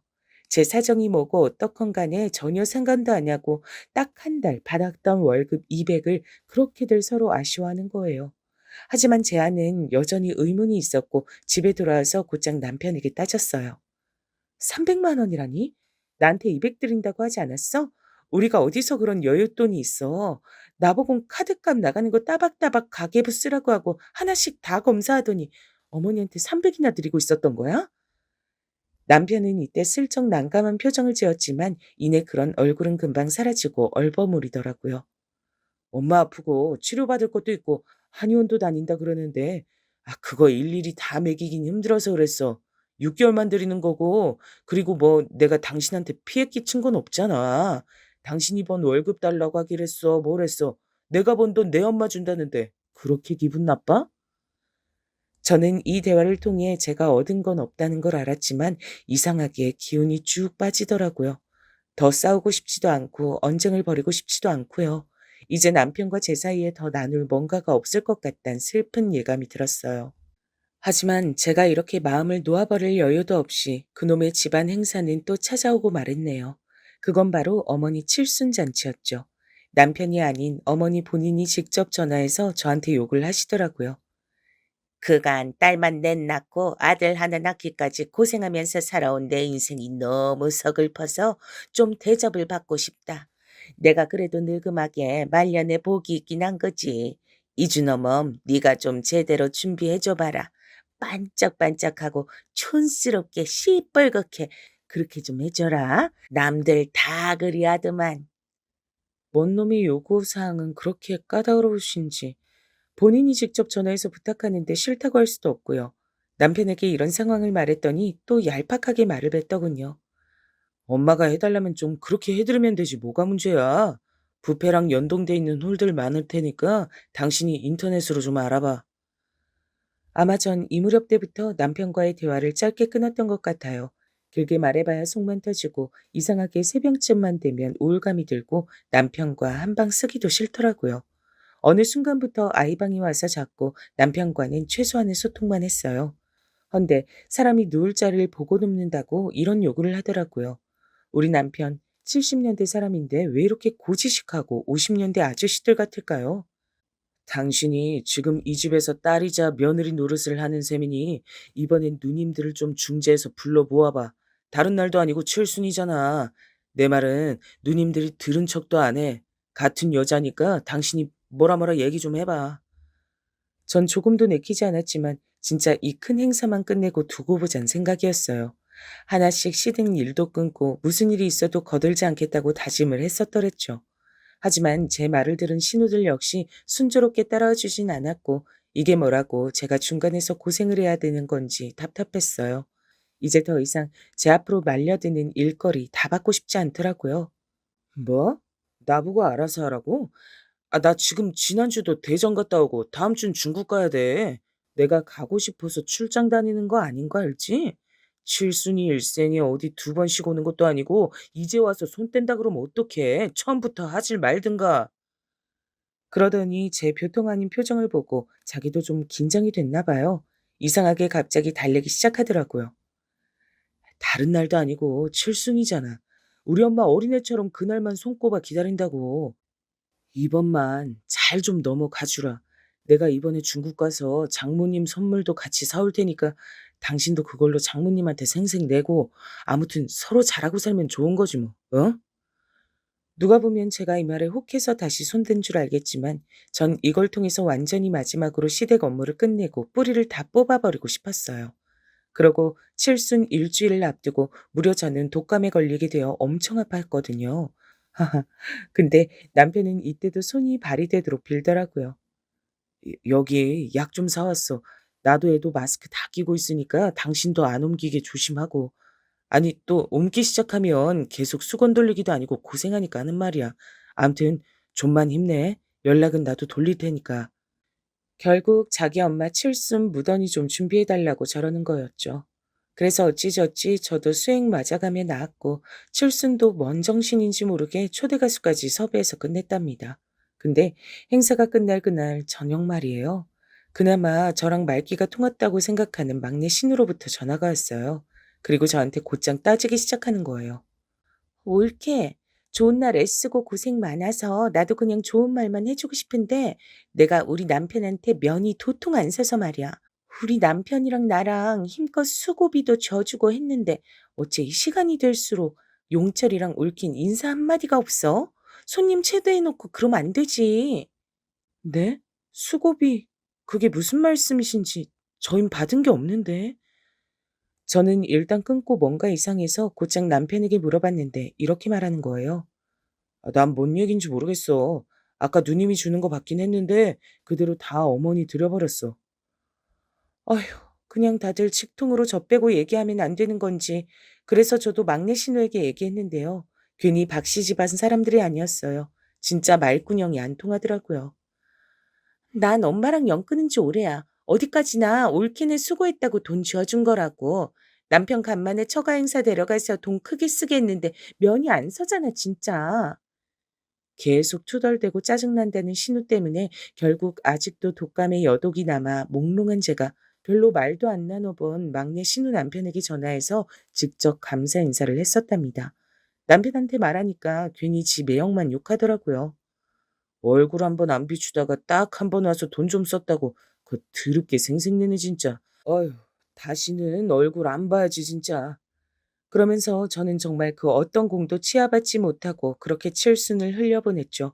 저만 열심히 제주 넘고 돌고 뛰고 재롱부린 셈이 됐습니다. 그리고 얼마나 지났을까요? 제가 시댁 따라다니느라 정신없던 사이 저희 친정엄만 그 무렵 우울증을 극복하기 위해 새로 취미를 가지셨는데요. 바로 산악회 모임에 들어가시더라고요.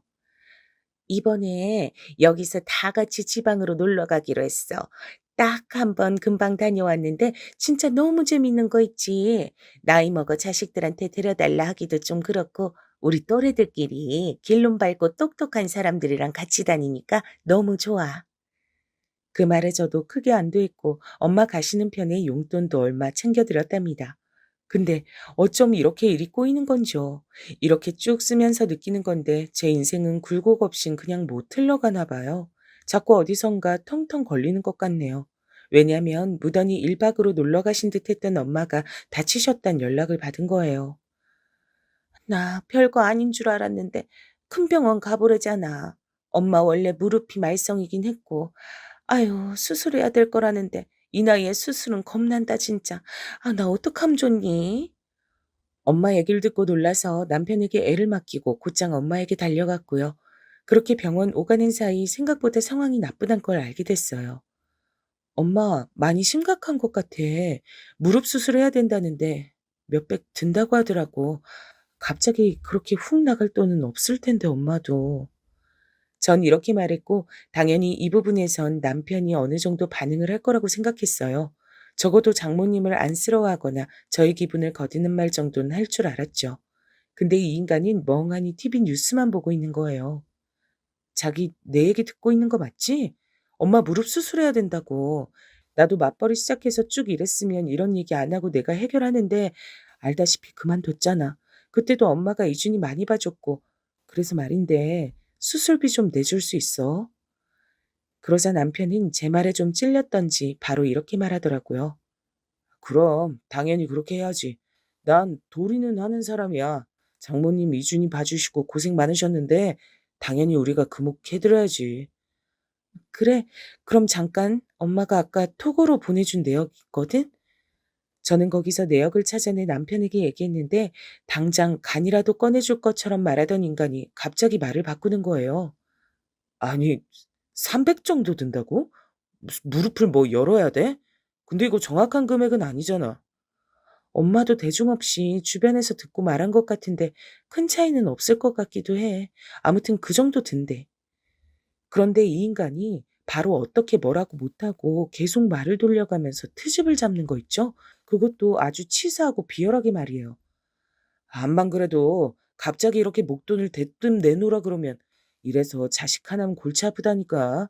혼자서 다 몰아서 부담해야 되고 이게 뭐냐고. 우리도 돈 나갈 때가 천진데 쎄 빠지게 이래서 이렇게 쭉쭉 물쓰듯 나가버리면 무슨 사는 보람이 있냐? 어머, 여보, 진짜 말 그렇게 할 거야? 그럼 어떡해. 나라고 이런 청구서 당신한테 내밀고 싶었는 줄 알아? 나도 내 돈으로 할 수 있으면 했어. 근데 상황이 안 되고 엄만 많이 아프신 거잖아. 이렇게 말을 해도 남편은 여전히 꿍한 얼굴로 제 쪽을 쳐다도 안 보는 거예요. 저도 아마 그쯤부터 이성을 잃기 시작했던 것 같아요. 자식이 하나라서 다 부담하니 골치 아프다? 그럼 자기 어머니는 자식이 없어서 당신 혼자 다 냈어? 나 진짜 말을 곱게 할 수가 없네. 누님들 어쩌고 핑계대가면서 당신 옆에 있는 나까지 맞벌이하란 식으로 눈치 줘놓고 뭐? 당신 매달 300 드리는 거 아직 끝나지도 않고 몇 달 더 남았잖아. 와, 어떻게 이딴 식으로 나와 사람이? 남편은 제가 꽤 흥분해서 말을 하고 듣다 보니 지도 할 말이 없는 사안이라 그런진 몰라도 약간 긴장을 빡 한 느낌이었어요. 내가 우리 엄마 수술비 좀 되는 것 같고 당신한테 이렇게 구걸하듯이 일일이 다 따져 말하고 허락 구해야 돼? 진짜 내 인생 너무 불쌍하다.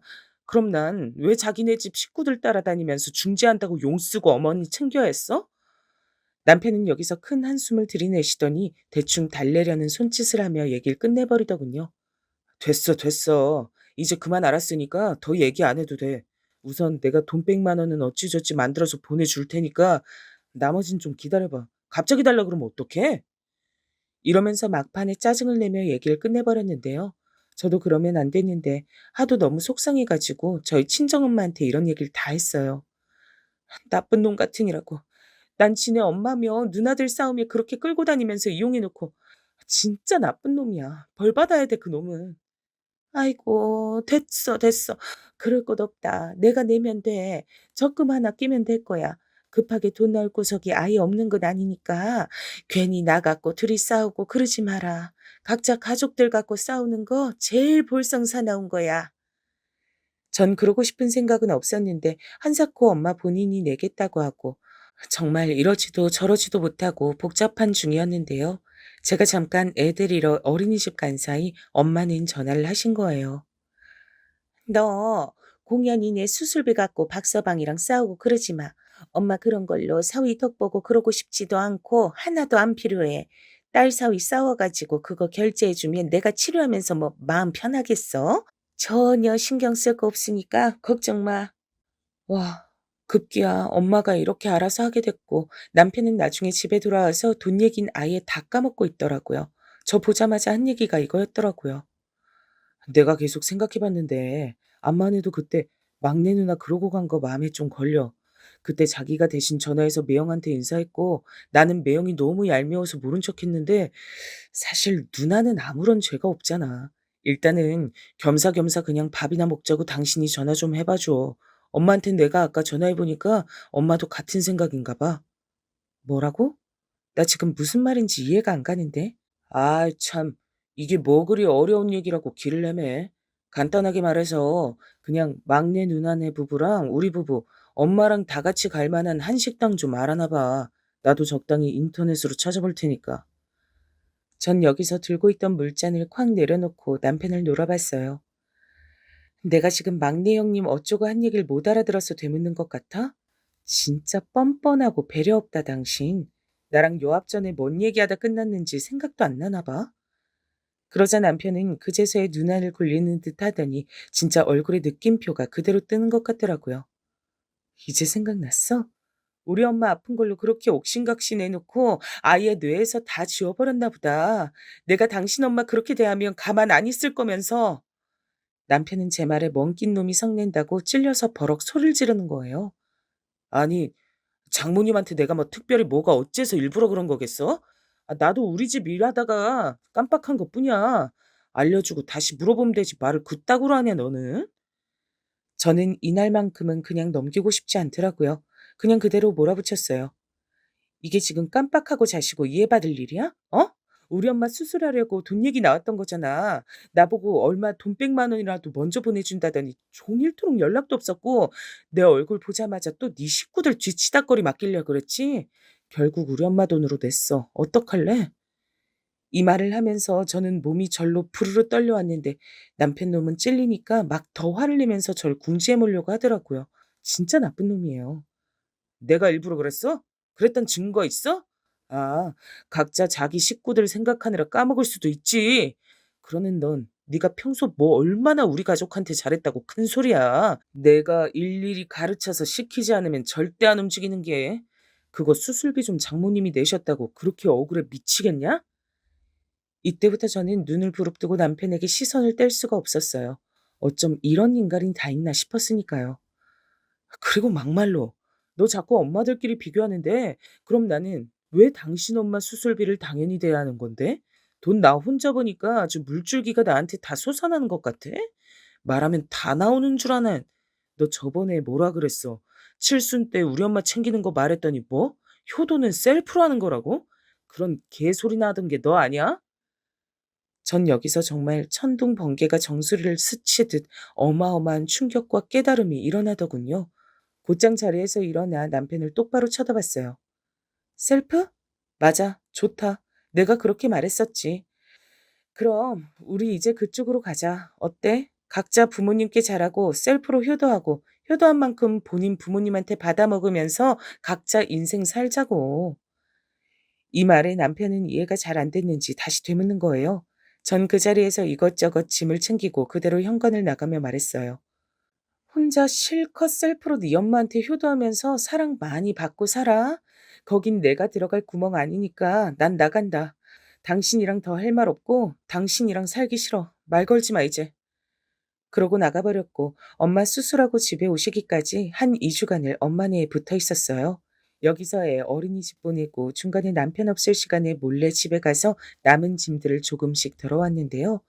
결국 더 길어지는 걸 못 참고 남편이 쳐들어왔죠.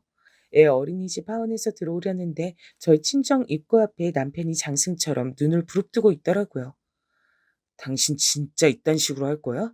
애 데리고 나가서 뭐 하는 짓이야? 하도 장모님 어쩌고 하니까 내가 직접 전화도 못 드려보고 참았어. 알아서 적당히 하고 기어들어왔어야지. 지금 장난해? 당신 지금 우리 엄마 집 안에 있는데 그렇게 소리 지를 거야? 우리 집이 우스워? 아니, 당신이 지금 이런 상황을 다 만든 거 아니야. 이게 내 탓할 일이야?